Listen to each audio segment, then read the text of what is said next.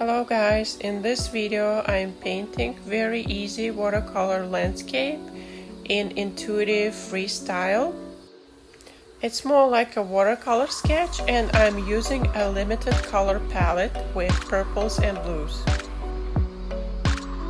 I'm using 100% cotton watercolor paper, 300 GSM and my round brush number 8.